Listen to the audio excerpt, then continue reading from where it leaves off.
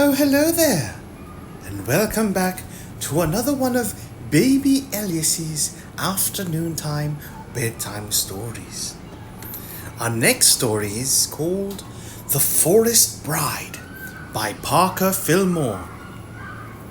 The Forest Bride, or the story of a little mouse who was a princess, is one of the most popular Finnish fairy tales Fillmore rewrote to appeal to English-speaking audiences and preserve its cultural heritage. It was published in Fillmore's collection, Mighty Mikko, a book of Finnish fairy tales and folk tales, 1922, illustrated by Jay Van Everen. Let's begin, shall we? The Forest Bride by Parker Fillmore. There was once a farmer who had 3 sons. One day, when the boys were grown to manhood, he said to them, "My sons, it is high time that you were all married. Tomorrow, I wish you to get out in search of brides." "But where shall we go?" the oldest son asked. "I have thought of that too," the father said. "Do each of you chop down a tree and then take the direction in which the fallen tree points. I'm sure that each of you, if you go far enough in that direction, will find a suitable bride." So the next day, the 3 sons chopped down trees. The oldest son's tree fell pointing north. "That suits me," he said, for he knew that to the north lay a farm where a very pretty girl lived. The tree of the second son, when it fell, pointed south. "That suits me," the second son declared, thinking of a girl that he had often danced with who lived on a farm to the south. The youngest son's tree. The youngest son was named Veikko. When it fell, pointed straight to the forest. "Ah, the older brothers laughed. "Veikko will have to go courting one of the wolf girls or one of the foxes." They meant by this that only animals lived in the forest, and they thought they were making a good joke at Veikko's expense. But Veikko said he was perfectly willing to take his chances and go where his tree pointed. The older brothers went gaily off and presented their suits to the 2 farmers whose daughters they admired. Veikko, too, started off with brave front, but after he had gone some distance in the forest, his courage began to ebb. "How can I find a bride?" he asked himself, "in a place where there are no human creatures at all?" Just then he came to a little hut. He pushed open the door and went in. It was empty. To be sure, there was a little mouse sitting on the table, daintily combing her whiskers, but a mouse, of course, doesn't count. "There's nobody here," Veikko said aloud. The little mouse paused in her toilet and turning towards him said reproachfully, "Why, Veikko, I'm here." "But you don't count. You're only a mouse." "Of course I count," the little mouse declared. "But tell me, what were you hoping to find?" "I was hoping to find a sweetheart." The little mouse questioned him further, and Veikko told her the whole story of his brothers and the trees. "The 2 older ones are finding sweethearts easily enough," Veikko said, "but I don't see how I can off here in the forest, and it will shame me to have to go home and confess that I alone have failed." "See here, Veikko," the little mouse said, "why don't you take me for your sweetheart?" Veiko laughed heartily. But you're only a mouse. Who ever heard of a man having a mouse for a sweetheart? The mouse shook her little head solemnly. Take my word for it, Veiko. You could do much worse than have me for a sweetheart. Even if I am only a mouse, I can love you and be true to you. She was a dear, dainty little mouse, and as she sat looking up at Veiko with her little paws under her chin and her bright little eyes sparkling, Veiko liked her more and more. Then she sang Veiko a pretty little song, and the song cheered him so much that he forgot his disappointment at not finding a human sweetheart. And as he left her to go home, he said, "Very well, little mouse, I'll take you for my sweetheart." At that, the mouse made little squeaks of delight, and she told him that she'd be true to him and wait for him no matter how long he was in returning.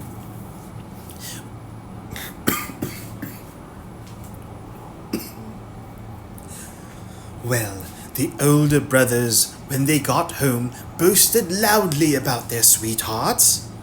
"Mine," said the oldest, "has the rosiest, reddest cheeks you ever saw." "And mine," the second announced, "has long yellow hair." Veiko said nothing. "What's the matter, Veiko?" the older brothers asked him, laughing. "Has your sweetheart pretty pointed ears or sharp white teeth?" You see, they were still having their little joke about foxes and wolves. "You needn't laugh," Veiko said. "I found a sweetheart. She's a gentle, dainty little thing, gowned in velvet." "Gowned in velvet?" echoed the oldest brother with a frown. "Just like a princess?" the second brother sneered. "Yes," Veiko repeated, "gowned in velvet, like a princess, and when she sits up and sings to me, I am perfectly happy." "Huh!" grunted the older brothers, not at all pleased that Veiko should have so grand a sweetheart. "Well," said the old farmer after a few days, "now I should like to know what those sweethearts of yours are able to do. Have them each bake me a loaf of bread so that I can see whether they are good housewives." "Mine will be able to bake bread, I'm sure of that," the oldest brother declared boastfully. "So will mine," chorused the second brother. Veiko was silent. "What about the princess?" they said with a laugh. "Do you think the princess can bake bread?" "I don't know," Veiko answered truthfully. "I'll have to ask her." Of course, he had no reason for supposing that the little mouse could bake bread, and by the time he reached the hut in the forest, he was feeling sad and discouraged. When he pushed open the door, he found the little mouse as before, seated on the table, daintily combing her whiskers. At sight of Veiko, she danced about with delight. "Dooty-dooty-dooty-doo. I am so glad to see you," she squeaked. "I knew you would come back." Then when she noticed that he was silent, she asked him what was the matter. Veiko told her, "My father wants each of our sweethearts to bake him a loaf of bread. If I come home without a loaf, my brothers will laugh at me." "You won't have to go home without a loaf," the little mouse said. "I can bake bread." Veiko was much surprised at this. "I never heard of a mouse that could bake bread." "Well, I can," the little mouse insisted. With that, she began ringing a small silver bell. Ding, ding, ding, ding, ding, ding, ding. Tinkle, tinkle, tinkle. Instantly, there was the sound of hurrying footsteps. Tiny, scratchy footsteps, and hundreds of mice came running into the hut. The little Princess Mouse, sitting up very straight and dignified, said to them, Each of you go fetch me a grain of the finest wheat." All the mice scampered quickly away and soon returned one by one, each carrying a grain of the finest wheat. After that, it was no trick at all for the Princess Mouse to make a beautiful loaf of wheaten bread. The next day, the three brothers presented their father the loaves of their sweethearts baking. The oldest one had a loaf of rye bread. "Very good," the farmer said. "For hard-working people like us, rye bread is good." The loaf the second son had was made of barley. "Barley bread is also good," the farmer said. But when Mikko presented his loaf of beautiful wheaten bread, his father cried out, "What? White bread? Ah, Mikko, now must have a sweetheart of wealth." "Of course," the older brother sneered. "Didn't he tell us she was a princess?" "Say, Mikko, when a princess wants fine white flour, how does she get it?" Mikko answered simply, "She rings a little silver bell, and when her servants come in, she tells them to bring her grains of the finest wheat." At this, the older brothers nearly exploded with envy until their father had to reprove them. There, he said. "Don't grudge the boy his good luck. Each girl has baked the loaf she knows how to make, and each in her own way will probably make a good wife. But before you bring them home to me, I want one further test of their skill in housewifery. Let them each send me a sample of their weaving." The older brothers were delighted at this, for they knew that their sweethearts were skillful weavers. "We'll see how her ladyship fares this time," they said, sure in their hearts that Mikko's sweetheart, whoever she was, would not put them to shame with her weaving. Mikko, too, had serious doubts of the little mouse's ability at the loom. "Who ever heard of a mouse that could weave?" he said to himself as he pushed open the door of the forest hut. "Oh, there you are at last," the little mouse squeaked joyfully. She reached out her little paws in welcome, and then in her excitement she began to dance about on the table. Dootly dootly dootly doo, dootly dootly doo. "Are you really glad to see me, little mouse?" Mikko asked. "Indeed I am," the mouse declared. "Am I not your sweetheart? I've been waiting for you. And waiting, just wishing that you would return. Does your father want something more this time, Mikko?" "Yes, and it's something I'm afraid you can't give me, little mouse." "Perhaps I can. Tell me what it is." "It's a sample of your weaving. I don't believe you can weave. I never heard of a mouse that could weave." "Tut, tut," said the mouse. "Of course I can weave. It would be a strange thing if Mikko's sweetheart couldn't weave." She rang the little silver bell, tinkle, tinkle, tinkle, and instantly there was the faint scratch, scratch of 100 little feet as mice came running in from all directions and sat up on their haunches, awaiting their princess's orders. "Go, each of you," she said, "and get me a fiber of flax, the finest there is." The mice went scurrying off, and soon they began returning one by one, each bringing a fiber of flax.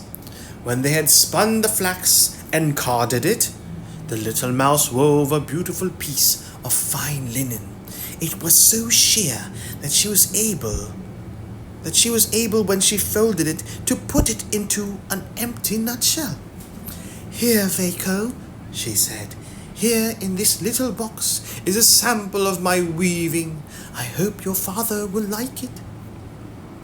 Waco, when he got home, felt almost embarrassed, for he was sure that his sweetheart's weaving would shame his brothers, so at first he kept the nutshell hidden in his pocket. The sweetheart of the oldest brother had sent as a sampler for weaving a square of coarse cotton.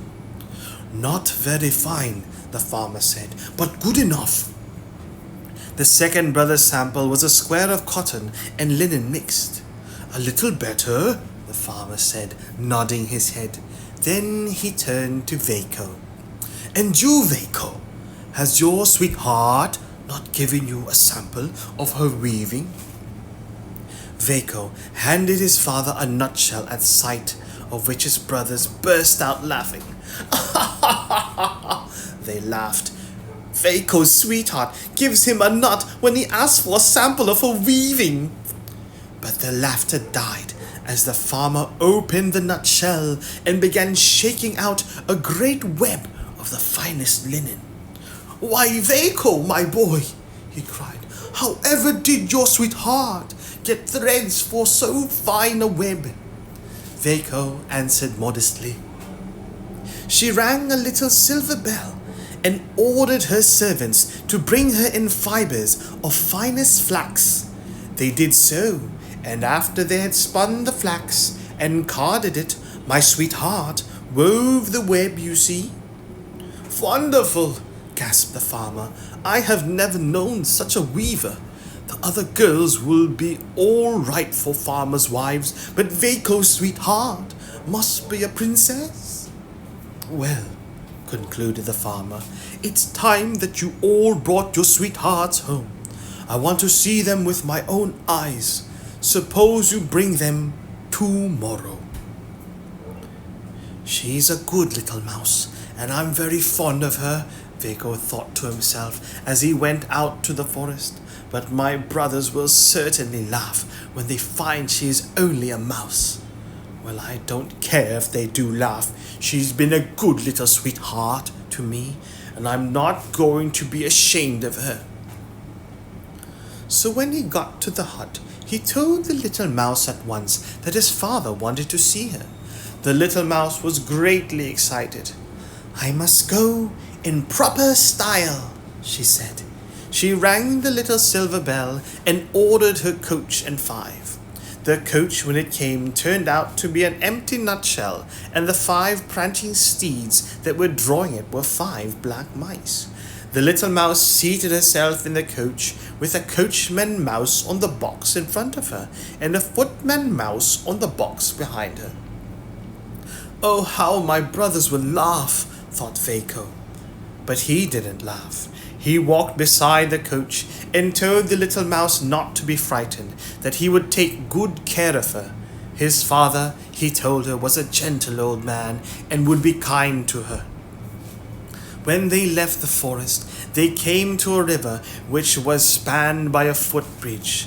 Just as Waco and the nutshell coach had reached the middle of the bridge, a man met them coming from the opposite direction.